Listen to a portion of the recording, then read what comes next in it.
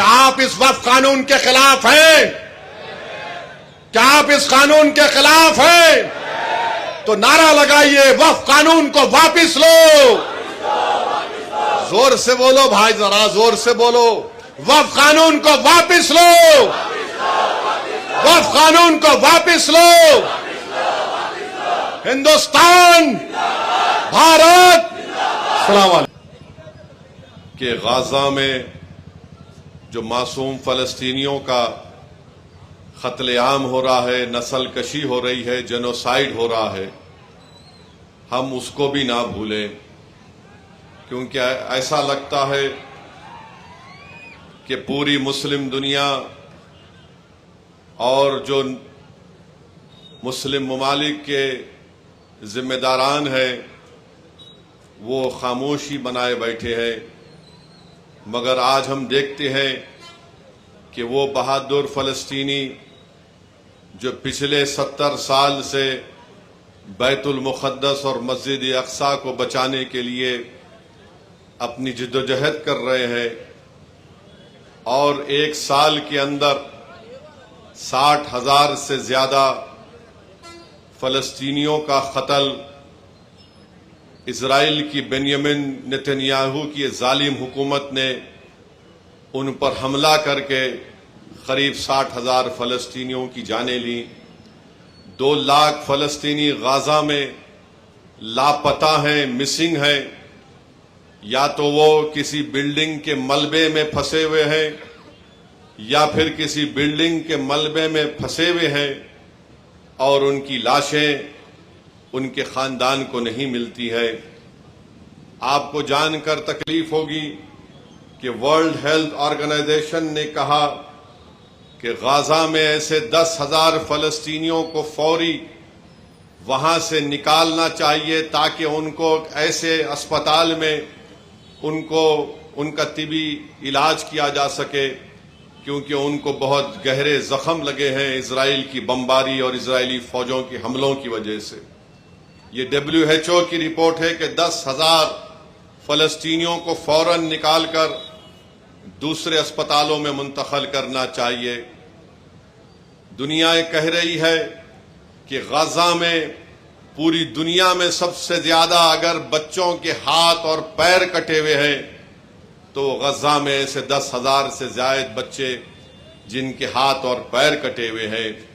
मेरे अजीज दोस्तों और बुजुर्गों, हम ये भी देखते हैं कि अमेरिका और इजराइल की तरफ से एक गाजा ह्यूमैनिटेरियन फाउंडेशन बनाया गया जो गजा में इजराइल जालिम नेतन्याहू की हुकूमत ने हमला किया तो 12 लाख लोगों के घर तोड़ दिए गए बमबारी से।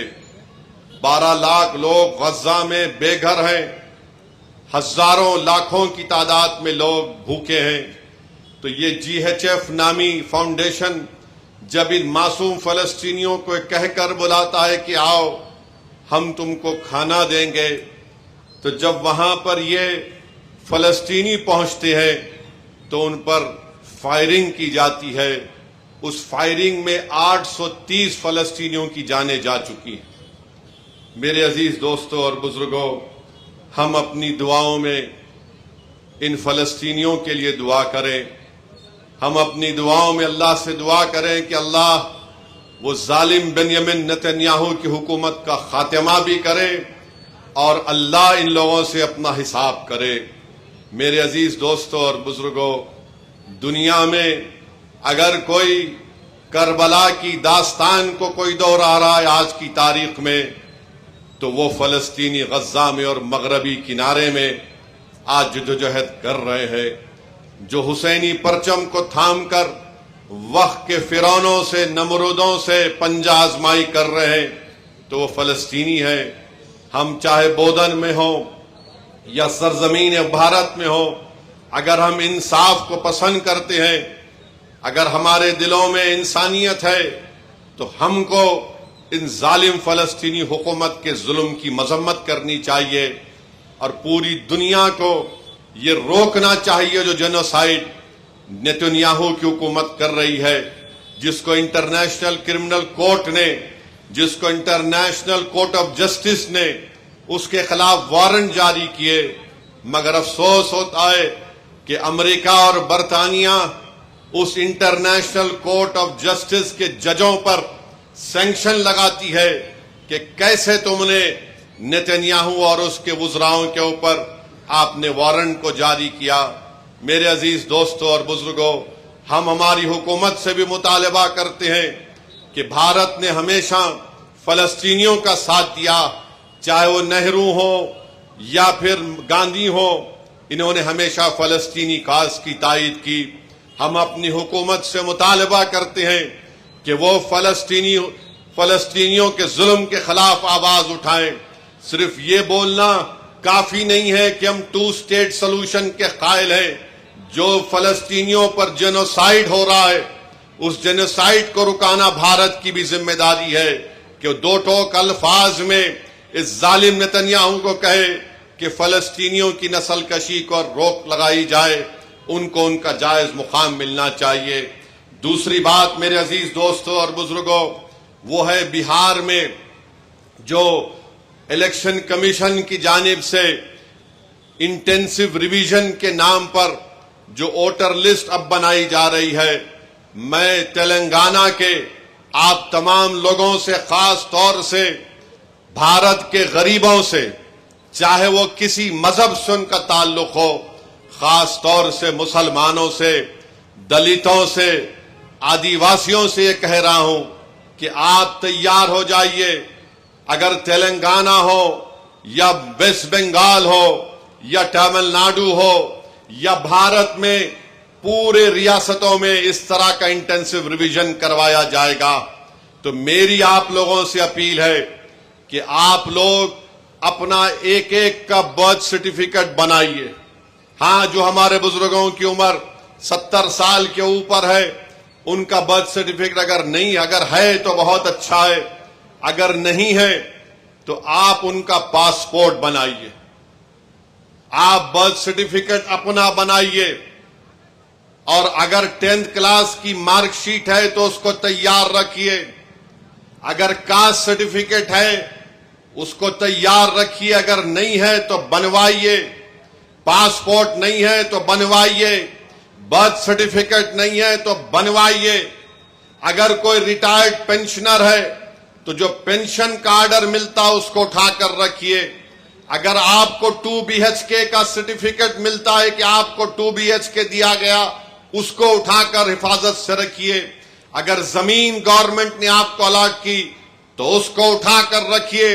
अगर आप गवर्नमेंट के मुलाजिम हैं या थे, उसका आईडी कार्ड उठाकर रखिए। क्योंकि याद रखिए मेरी इस बात को कि अब जब इंटेंसिव रिवीजन हो रहा है तो इलेक्शन कमीशन ने जो हिदायतें BLOs को दी हैं बिहार में, उसमें यह कहा गया कि अगर इलियास साहब के घर पर कोई 3 मरतबा BLO चला जाएगा और 3 मरतबा किसी जायज वजह से इलियास साहब अपने घर पर मुकीम नहीं होंगे, तो BLO उसकी इत्तला ERO को और AERO को देगा। और ये AERO और ERO को इख्तियार हासिल है कि वो 1955 के सिटीजनशिप एक्ट के तहत उन तमाम ओहदेदारों को इत्तला देना कि इलियास साहब शायद भारत के नागरिक नहीं हैं। तो ये सिटीजनशिप का मसला पैदा हो जाएगा। तेलंगाना में भी इंटेंसिव रिवीजन होगा, बल्कि पूरे मुल्क में होगा। मैं आज यहां बोधन की सरजमीन से खड़े होकर उन तमाम भारत के गरीबों को कह रहा हूं, उन दलितों को, आदिवासियों को और मुसलमानों को कह रहा हूं कि आपको नंबर 1 अपना बर्थ सर्टिफिकेट बनाना है। 10th क्लास अगर किसी ने किया तो मार्कशीट तैयार रखना है।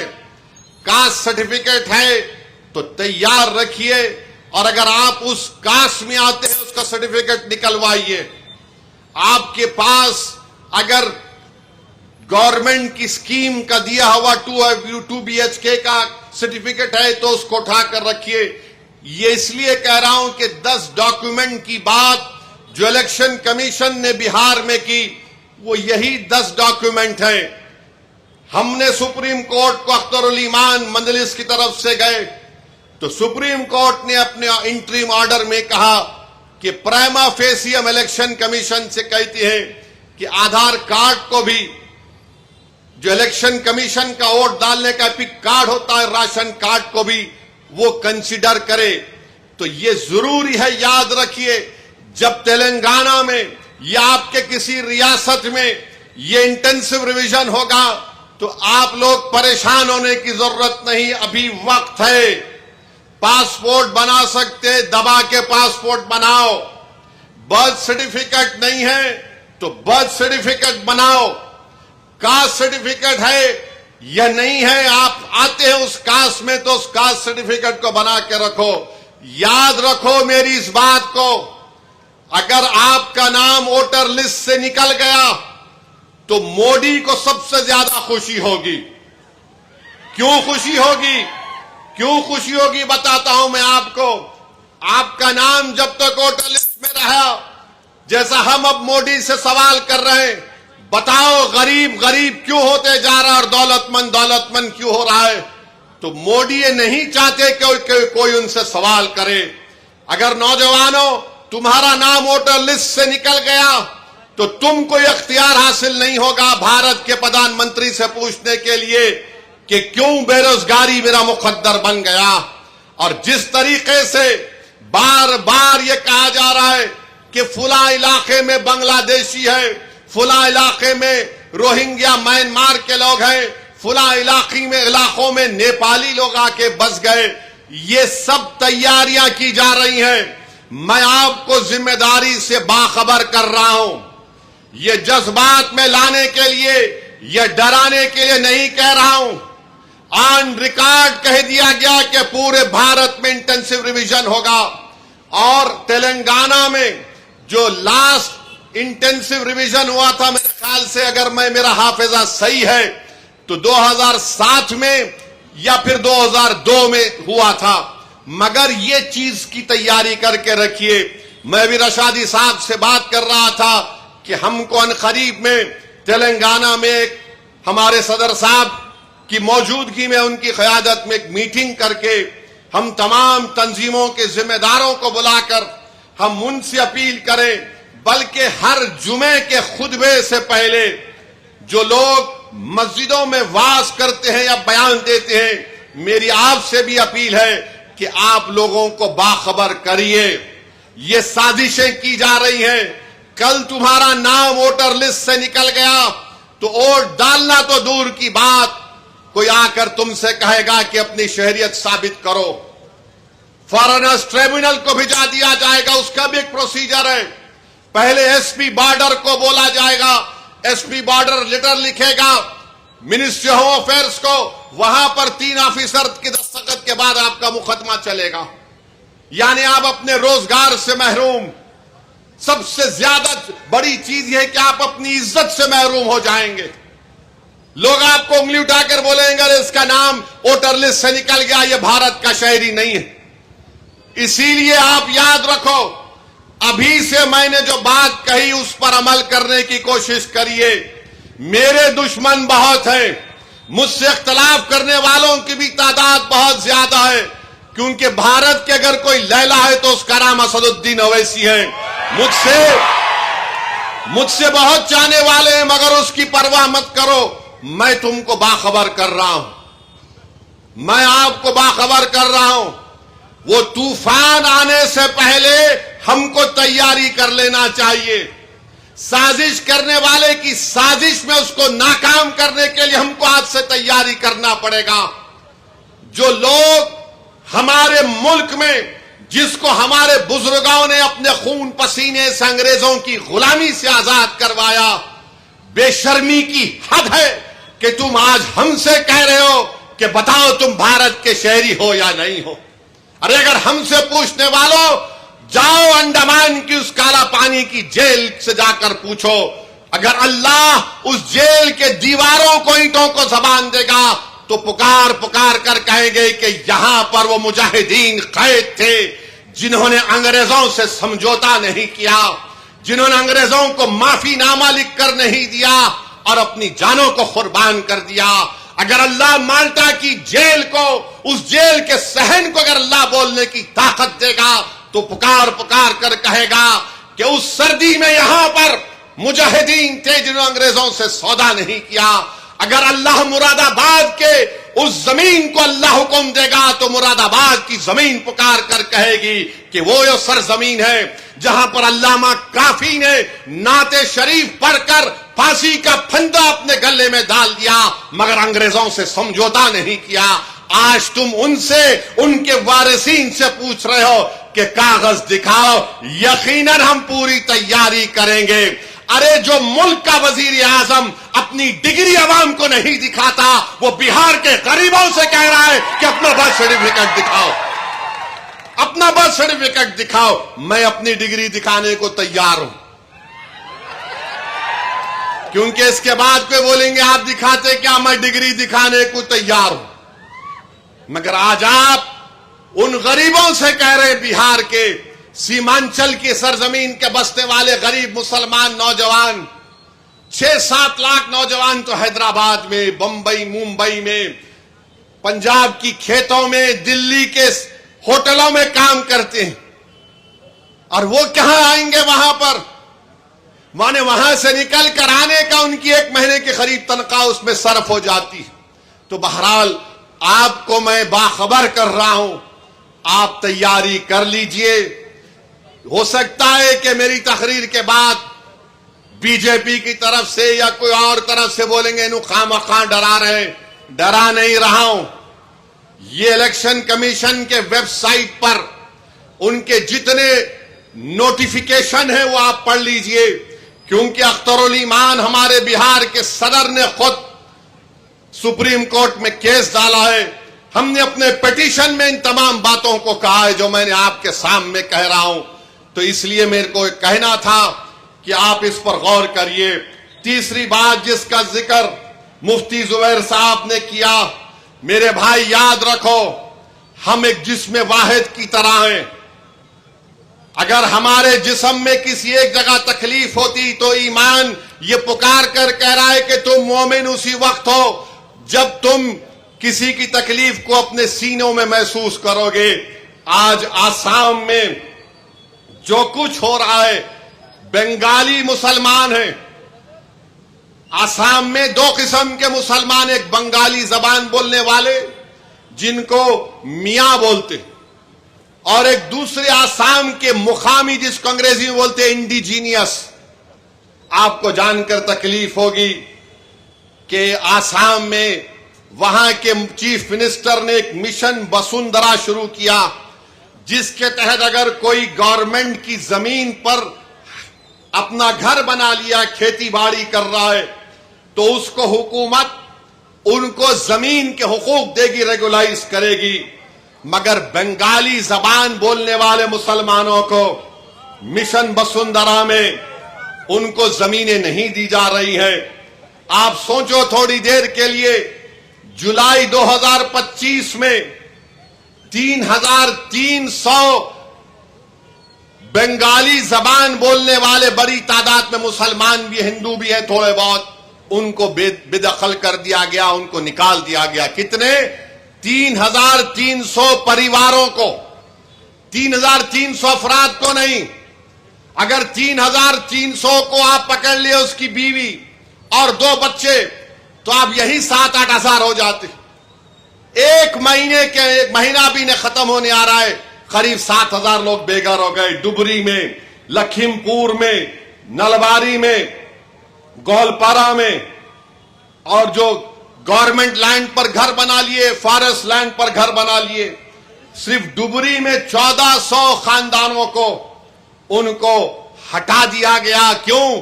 क्योंकि वहां के मुख्यमंत्री कह रहे मैं थर्मल प्लांट बनाऊंगा। एक बड़े सरमायादार को बुलाकर कह रहे और पावर प्लांट बना रहे, और 1400 लोगों को बेघर कर दिया गया। फिर जुलाई 12 को आसाम के मुख्यमंत्री ने बयान दिया कि ये कौन बंगाली मुसलमान, जबान बोलने वाले मुसलमान हैं जो 200 की 300 किलोमीटर दूर जाकर अपने घर बार को बसाते हैं। ये साजिश है कह रहे हैं वो। कह रहे साजिश है हमको अकलियत बनाने के लिए। क्या कोई चीफ मिनिस्टर इस तरह की बात करेगा जो बाबा साहेब अंबेडकर के संविधान पर हल्फ लिया, ओत लिया, और फिर 11 जुलाई को चीफ मिनिस्टर ने कहा कि हम 25,000 एकड़ को साफ कर चुके हैं, 25,000 एकड़ को। और फिर 12 सितंबर 2024 को पुलिस फायरिंग में जुबैर अली, हैदर अली की मौत हो गई। अब मेरे को मालूम है कि मेरे इस तकरीर के बाद, क्योंकि हम लैला हैं, हमारे पूरे मजनू हमारे पीछे कल से पीछे पड़ जाएंगे, मगर सुनो मेरी बात को। आसाम की इकोनॉमिक सर्वे की रिपोर्ट है असेंबली की 2016-17 में, जिस रिपोर्ट को आसाम के असेंबली में किया, वो ये कह रही है कि 7,000 किलोमीटर, 7,000 स्क्वायर किलोमीटर आसाम की जमीन में, इरोजन में जो जमीन कट जाती है, 8,000 हेक्टेयर ऐसी जमीन है जहां पर ज़राअत नहीं कर सकते क्योंकि मट्टी जमा हो जाती। और आसाम में क्या होता, सैलाब आया तो लोग, ये जमीन कट गई, एक 10 गांव चले गए तो कश्ती में अपना सामान रखा, दूसरी जगह पर जाकर अपनी झोपड़ी लगा ली। बताओ ये कौन सी हुकूमत है जो झोपड़ियों को उखाड़ कर गरीबों को बेघर कर रही है? कैसा भारत, विकसित भारत बनेगा? मेरा भी ख्वाब है कि भारत 2047 तक विकसित भारत बने, मगर कैसा विकसित भारत बनेगा जब हम गरीबों को सिर्फ गरीबी के नाम पर घरों से निकाल रहे आसाम में। और क्या यह बात सच नहीं है कि 9 अप्रैल इंडिया टुडे का कॉन्फ्रेंस अरुण जेटली ने क्या ये नहीं कहा था कि भारत में 30 करोड़ लोगों के पास जमीन नहीं है, 30 करोड़ गरीबों के पास भारत में जमीन नहीं है? बताओ मोदी जी, बताओ आरएसएस, बताओ बीजेपी का। उन आसाम के बंगाली जबान बोलने वाले मुसलमानों की अल्लाह उनकी मदद फरमाए। जो हुकूमत जुल्म कर रही है, याद रखो, तुम वक्तिया तौर पर जुल्म करोगे, तुम्हारा जुल्म मिटेगा इंशाअल्लाह ताला, तुम्हारा जुल्म मिटेगा, तारीख में तुम्हारा नाम नहीं होगा। तुम एक असेंबली का इलेक्शन जीतने के लिए गरीबों को अपने घर से बेघर कर रहे हो। अरे क्या तुम जमीन नहीं दे सकते? तुम्हारी हुकूमत की मिशन वसुंधरा में तुम क्यों नहीं देते आसाम में बंगाली जबान बोलने वाले मुसलमानों को? तो मेरे अजीज दोस्तों और बुजुर्गों, ये बहुत जरूरी है कि हम इन बंगाली जबान बोलने वाले हमारे मुस्लिम भाइयों को याद रखें। अब आ जाइए वक्फ के कानून पर। हमारे हिंदू भाइयों से हम कहना चाह रहे हैं, क्या तेलंगाना के एंडोमेंट बोर्ड में कोई गैर हिंदू मेंबर बन सकता? नहीं बन सकता। क्या तेलंगाना के हिंदू एंडोमेंट बोर्ड में कोई कमिश्नर गैर हिंदू हो सकता? नहीं हो सकता। जब तेलंगाना के एंडोमेंट बोर्ड में ना मेंबर, ना कमिश्नर, ना असिस्टेंट कमिश्नर गैर हिंदू बन सकता है, तो मैं आपसे कह रहा हूं कि आखिर क्यों मोदी की हुकूमत ने कहा कि तेलंगाना के वक्फ बोर्ड में कम से कम 4 मेंबर, मिनिमम 4 मेंबर गैर मुस्लिम हो सकते हैं? क्या यह राइट टू इक्वालिटी का वायलेशन नहीं है? अगर यह बात है तो फिर हर जगह क्यों नहीं बनाती आप? अगर आप किसी एंडोमेंट मंदिर को, गुड़ी को, भगवान को अपनी जमीन दे सकते हैं, और वहां पर आपसे, हमारे हिंदू भाइयों से कह रहा हूं, आपसे यह नहीं कहा जा रहा है कि अगर आप इस गुड़ी को, इस भगवान को या किसी मंदिर को आप अपनी जायदाद दे रहे हैं, उसमें अपने बच्ची का हक मारना नहीं। हमसे कहा जा रहा है कि अगर मैं अपनी जायदाद को अल्लाह के नाम पर वक्फ करता हूं, अल्लाह को मालिक बनाता हूं, वक्फ अल औलाद करता हूं, तो मोदी बोल रहे कि बच्चियों का हक नहीं मारना। अरे बच्चे का सवाल नहीं है, अल्लाह को दे रहा हूं। यह हमारी शरीयत में मदाखलत है। ट्रांसफर ऑफ प्रॉपर्टी एक्ट है। ओरल हम गिफ्ट दे सकते, इसको हिबा बोल सकते। अब मोदी ये बोल रहे कि ओरल आप प्रॉपर्टी अपनी औलाद को दे सकते, मगर ओरल आप प्रॉपर्टी कानून बनने के बाद वक्फ बोर्ड को नहीं दे सकते। क्या यह ट्रांसफर ऑफ प्रॉपर्टी एक्ट के खिलाफ नहीं है? यह हमारे हिंदू भाइयों को समझना चाहिए, हमारे हिंदू बहनों को समझना चाहिए, जो ये समझ रहे हैं कि नहीं नहीं मुसलमान ऐसा नहीं है। आप भगवान को मानते हैं, हम अल्लाह को मानते हैं, इस जमीन और आसमान के खालिक को सब मानने वाले हैं। अगर हम हमारे जमीन और आसमान के खालिक को कह रहे हैं कि अल्लाह के नाम पे हम दे रहे हैं, तो फिर दो कानून कैसे होंगे? ये बात आपको समझना चाहिए। तीसरी बात कहा गया कि अगर कोई मुसलमान है तो उसको बताना पड़ेगा कि वो मुसलमान है। यानी क्या किसको बताएं हम?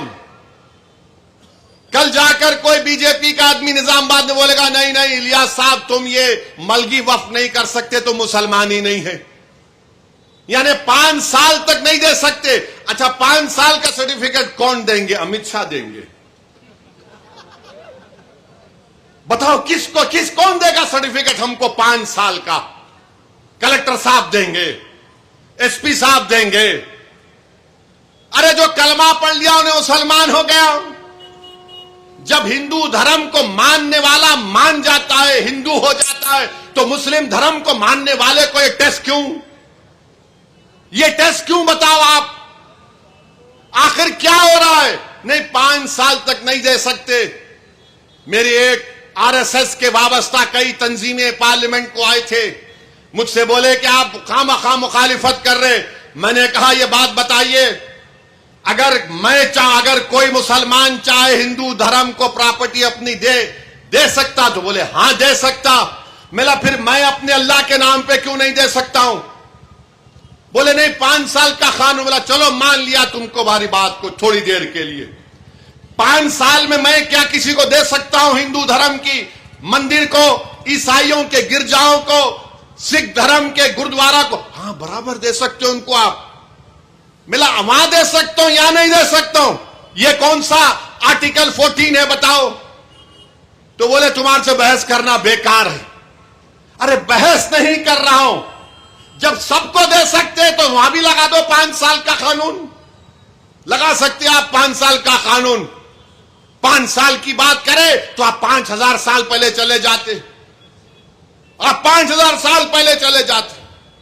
तो मेरे अजीज दोस्तों और बुजुर्गों, ये कानून में ये तमाम नुक्स हैं, और जो हालिया दिनों में मरकजी हुकूमत ने रूल्स बनाए, ये बड़ा इनकंसिस्टेंट और गैर वाजबी काम नरेंद्र मोदी की हुकूमत ने किया कि जब मामला सुप्रीम कोर्ट में जा चुका है, रिजर्व फॉर इंटरिम ऑर्डर्स है, कम से कम रुक जाते अखलाकी तौर पर। मगर आपने एक रूल बनाया, और रूल 6(1), रूल 10(1) क्या कहता है कि आपको 3 महीने के अंदर वक्फ रजिस्टर में जाना पड़ेगा।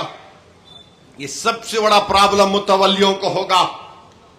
रूल 10(2) यह बोलता है कि डॉक्यूमेंटेशन, वक्फ डीड्स, ये सब चीजों को आपको रिकॉर्ड में देना पड़ेगा। नॉन कंप्लायंस में क्या होगा?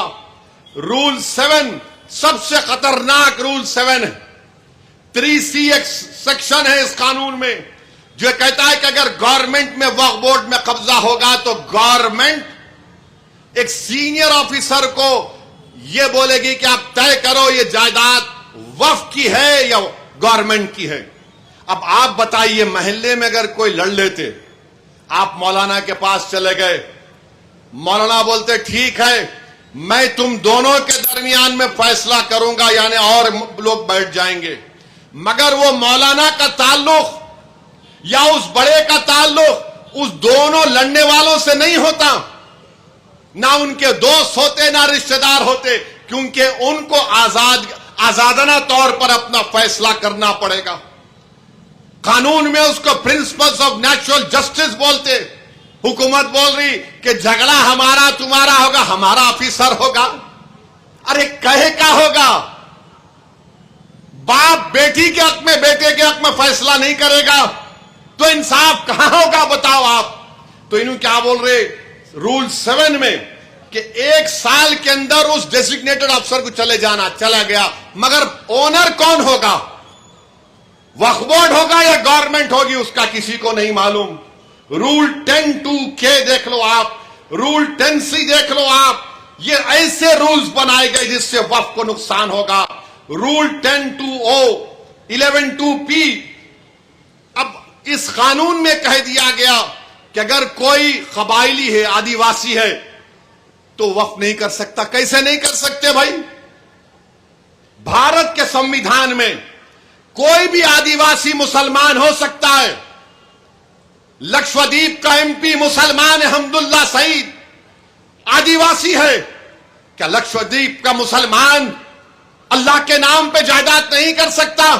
तो आपने रूल बना दिया कि रूल 10(2)O, रूल 11(2)P जो 5th और 6th शेड्यूल में आता है। बताइए आप क्या है ये? फिर रूल 6(1) रिट्रोस्पेक्टिव, यानी पहले क्या हुआ था।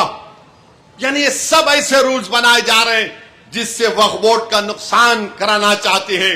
इसीलिए हमको अपने एहतजाज को कामयाब करना है। और याद रखिए, बीजेपी RSS के पास एक लिस्ट है जो कहते हैं कि तारीख के किसी वक्त में मस्जिद नहीं थी।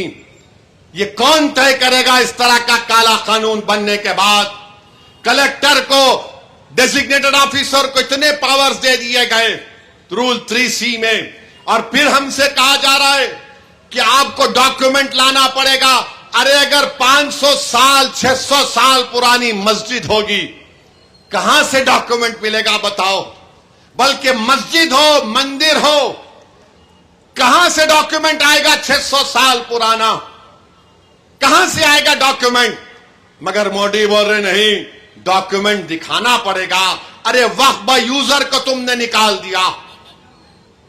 बाबरी मस्जिद, राम मंदिर के केस में सुप्रीम कोर्ट ने कहा था कि वक्फ बाय यूजर का ताल्लुक भारत के आइन के बेसिक स्ट्रक्चर से है।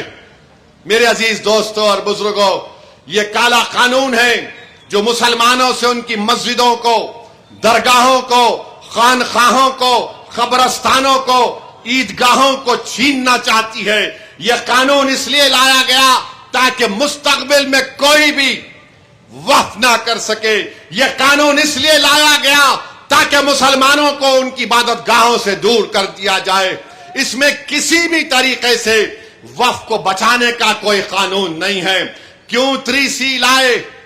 आसार कदीमा है, कई मसाजिद आसार कदीमा के मातहत आती हैं।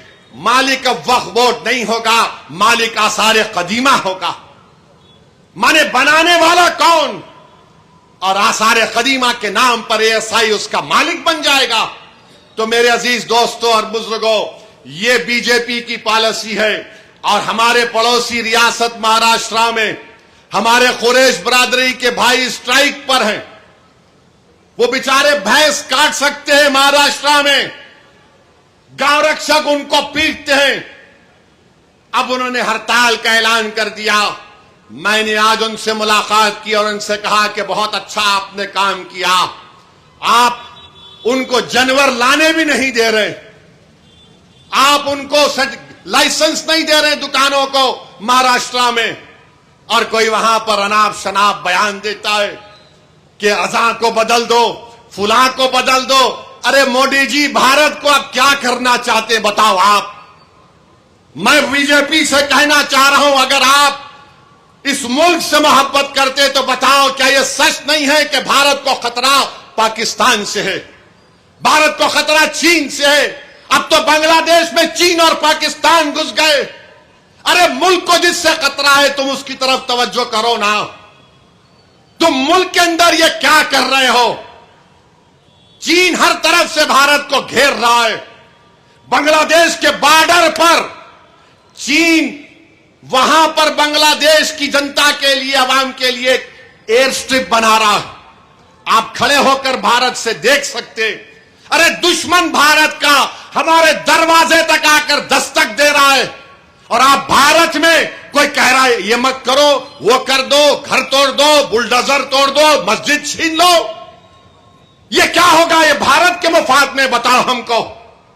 पहलगाम में 26 हमारे हिंदू भाइयों को पाकिस्तान के 4 टेररिस्ट ने उनकी जान ले ली, और वहां के गवर्नर साहब अब बोल रहे हैं जुलाई के महीने में मैं जिम्मेदार हूं। हम सुनते थे बासी कड़ी को उबाल नहीं आता, मगर बासी कड़ी को उबाल आ ही गया। अगर तुम जिम्मेदार है तो छोड़ो ना, छोड़ के चले जाओ। आखिर कैसे उस पहलगाम में वहां पर आतंकवादी कैसे पहुंचे, बताओ हमको। अगर तुम ये कह रहे हो कि बिहार में बांग्लादेशी रोहिंग्या है, तुमको उसकी खबर है, तो पहलगाम में वो 4 टेररिस्ट कैसे पहुंचे मेरे को बताओ। तुम बोल रहे कि बिहार में नेपाली हैं, तो फिर पहलगाम में 4 टेररिस्ट कैसे आए? तुम सो रहे थे? तुम्हारा एडमिनिस्ट्रेशन आंख बंद करके बैठा था ताकि वहां पर 26 हमारे हिंदू भाइयों के सरों में गोली मार दी जाए? बताओ, जब तुम इलेक्टोरल लिस्ट के नाम पर बांग्लादेशी रोहिंग्या बोल रहे, अरे पहलगाम का बदला लेना है। ऑपरेशन सिंदूर को जारी रखो जब तक कि वो 4 टेररिस्ट जो भारत के 26 लोगों को उनका मजहब पूछकर गोली मारे, जब तक वो पकड़े नहीं जाते, जब तक वो मारे नहीं जाते, हम तुमको सवाल करते रहेंगे। पहलगाम मोदी हुकूमत की एक सिक्योरिटी लैब्स का एक कामयाब आपके सामने एक एग्जाम्पल। मेरे अजीज दोस्तों और बुजुर्गों, हम यहां की हुकूमत से भी कहना चाहेंगे कि आप ताउन करें गरीबों को इनका बर्थ सर्टिफिकेट बनाने के लिए, इनका पासपोर्ट के पुलिस वेरिफिकेशन को जल्द से जल्द कराने के लिए। हम भी नहीं चाहते कि तेलंगाना में ऐसी हुकूमत आए जो हिंदू और मुसलमानों में नफरत को बढ़ावा दे। हम नहीं चाहते कि कोई वो ताकतें यहां पर मजबूत हों जो बुलडोजरों से घरों को तोड़ना चाहते हैं। हमने हमेशा दिलों को जोड़ने वालों का साथ दिया, दिलों को तोड़ने वालों का साथ कभी नहीं देंगे। इंशाअल्लाह ताला all India Muslim personal law board को अल्लाह उनकी कोशिशों में उनको कामयाब और कामरान करेगा। क्या आप इस वक्फ कानून के खिलाफ हैं? क्या आप इस कानून के खिलाफ हैं? तो नारा लगाइए, वक्फ कानून को वापिस लो। जोर से बोलो भाई, जरा जोर से बोलो। वक्फ कानून को वापिस लो, वक्फ कानून को वापिस लो। हिंदुस्तान, भारत, अस्सलाम वालेकुम।